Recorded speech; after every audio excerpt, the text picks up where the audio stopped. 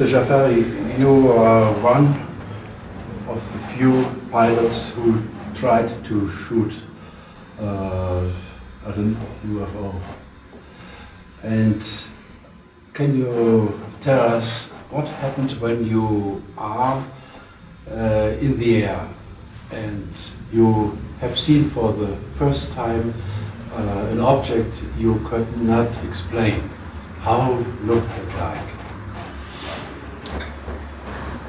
Well, actually, something around the midnight, some people saw it above the city and they reported to the control tower of the airport, and after all they find out it's true and they saw it by themselves. So they asked us to take off. The first airplane took off, and after 10 minutes or so I took off. The first plane followed it, and when I took off he said he can't reach it even with the over the speed of sound, and I told him to come back. On the way back, when he was coming, again we saw it on the middle of both of us. When I saw it, it wasn't a thing that I could see. It was some lights flashing, green, amber, blue and red.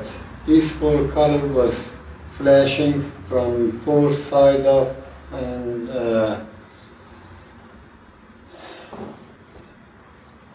object which could not be seen by itself. However, after a few minutes, when I was looking straight ahead and going through it, toward it, it all of a sudden jumped out about 10 degrees to the right, which I couldn't imagine how fast it was, and when I'm now thinking, the acceleration of the movement and also the G was taking of that movement. However, each time I was pointing the nose of the aircraft toward this thing, after a while would jump another 10 degrees to my right, until about 70 degrees turn. We had little by little turn to have it on the nose, and also I was climbing and going forward to it. I asked the radar, the control tower, if the ground, the airport radar has it inside. They said the radar is not operational at this moment. So my back-sitter, he told me that I locked on. I told him to brake lock and paint it very perfectly with the movement of the antenna upward. So I find out that it is above the horizon, so I was sure that it is the object, not anything else on the ground probably. So we locked on it.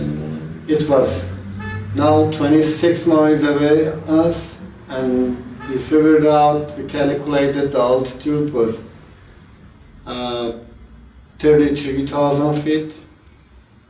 So I didn't pull up the nose too much to let the aircraft go forward also, because I find out that I have 150 knots closer airspeed.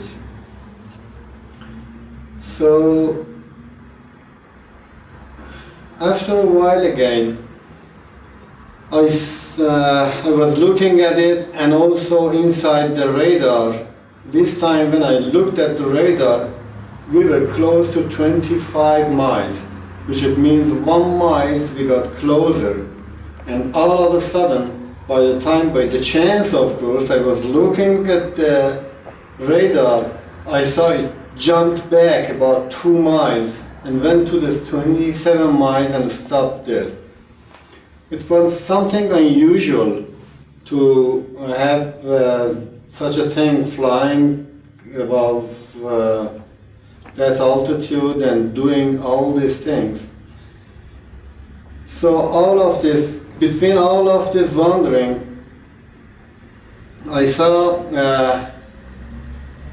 a round thing which was bright, about half of the size of the moon,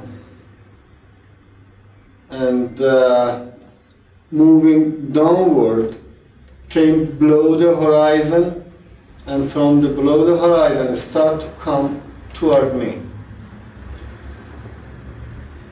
I was really scared at this time. I thought maybe this is going to be a missile or something that they launched toward me.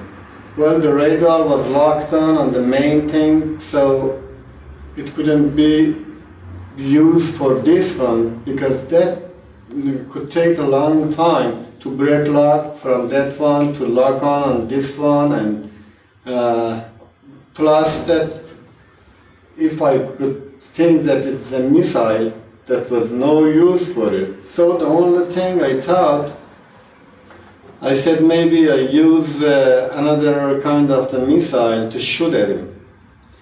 So when I selected the missile, by the time it was coming from the below horizon toward me and upward, when I looked to my missile panel to see if the missile is selected or not, I saw all of the instruments are fluctuating, and plus lots of statics in the radio hearing, and there was no lights inside the missile panel. So I knew there's no use for none of these things.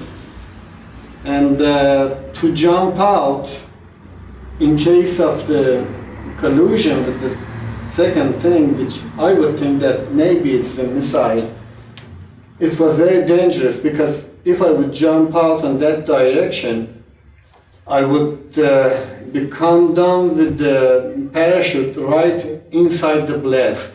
So I made a left turn to get away from the direct collision, and just as much bank that I could see the thing through my canopy bow on my right side, on the left turn, and I left the power on the 100% and tightened the friction knob and brought my left hand to the ejection handle between the legs here.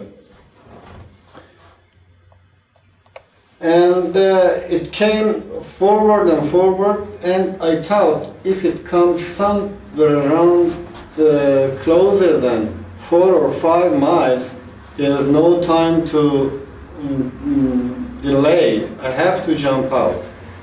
But someplace it stopped it. It stopped right there, somewhere around 4 o'clock on the right side. By this time, I took a look around to see if I jump out, in which area I'm coming down, so I can recognize when I reach on the ground. When I looked back again, it wasn't there. And I said by myself, what happened? The back-seater, he said that it is on our 7 o'clock. I looked to my left side, I saw it. It is my left side. Now I saw again the main thing somewhere around on 10 or 11 o'clock on the other side. By the time the things started to go around and make a very nice join up underneath the main thing, which was still flashing that 4 lights. Maybe a few minutes, I mean a few seconds later, another another one came out, the same thing. Which color? Which color? The color was The not. color was something like a moon, but the moon is brighter, but it was a little, the light was lower than the moon, and it came out and started to make a turn around of me. By this time, any time that these things would be close to me, I would lose contact, lose a radio contact with the ground, with the tower. So I asked the tower to let me to go back to the land, because I do not recommend to follow it anymore, because it's very dangerous and we can't do anything about it. So we started to, they let me to go down and for landing in Teheran airport. I started to go down, and one of those things, the round thing, was following me on the left side at about 8 o'clock, maybe somewhere around 20 miles or so behind of me, was just coming down on the descent. Of course, I had forgotten this part of flying after I landed, but when I listened to the radio tape which they brought it from the tower, I remembered again that thing that happened, and it was following me. For the landing configuration on the base leg, before I make my final turn, I saw something coming forward like a ruler from the opposite side. I thought maybe there is an aircraft, and it was a restricted area, that point of the city, because it was close of the mountain and it was against the traffic and all these things. I asked the tower, what is this aircraft is doing here? And they said there's no aircraft, and we don't have any aircraft up there. On the left turn almost, it came right over top of this, and I could see a thing exactly like a ruler, and on the two sides of it, the two very, very small lights, very, it wasn't so bright. It had it, so I made the turn, but my backseater said that over that ruler, it was a bow, like a canopy bow, which was a little bright inside of it, but he could not see any person in it. We made the turn on the final. When I looked to my left side, again I saw the main thing on the left side up there was flashing again, all those lights. It was now close to the city. And again one of those round things started to come down very fast, unbelievable. And I thought maybe right now I will see a very, very high explosion when it hits the ground. But that happened. That did not happen. The only thing happened, came over the ground, and every place was bright. I could see the ground and the sands on the ground, and the main thing was up there, and it was close to the ground. I reported this to the base, and they said to the tower, and they said yes, they are seeing both things also. Now, by the time they said to go around and go to 15,000 feet, go again to the same place that thing landed, and recognize what it is. I made my go around, and when I was closer to that area, again I had statics, garble in the radio, and the fluctuation in the instrument panels. So I made a hard left turn. I got out of that circle of the area. Now I could hear the tower which was calling me, and I said it is not good condition to go forward to it because everything screws up again, and if it isn't really order, I can go, but I don't recommend to do it because it's very dangerous.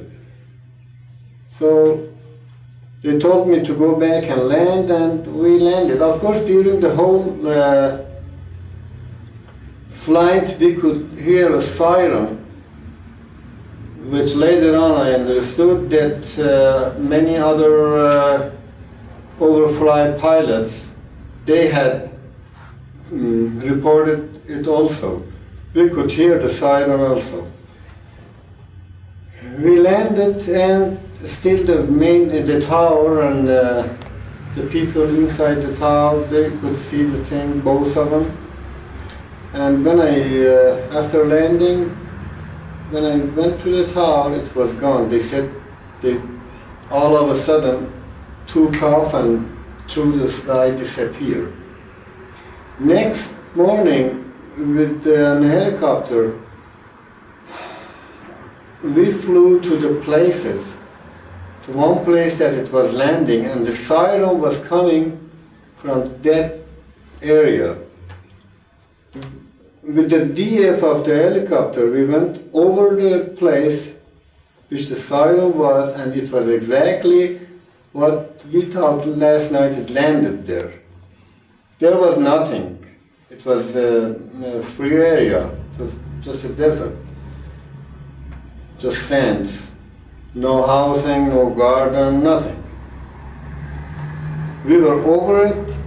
The needle was turning around. It was showing that the siren is coming from this area, but there was nothing in there. We landed there, and we took a look closer, and it was nothing. The area was not burned, and the color of the ground was not changed, nothing. A few kilometers away from that, there was a housing area. We went there and landed.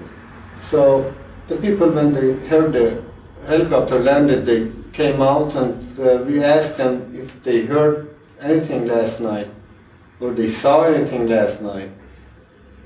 Only one man, he said that he heard the sound when he came out. After a while, of course, he couldn't see anything in that area. So that was the whole story that I was challenging for about an hour and 20 minutes in the sky with it. Of course, it was very short.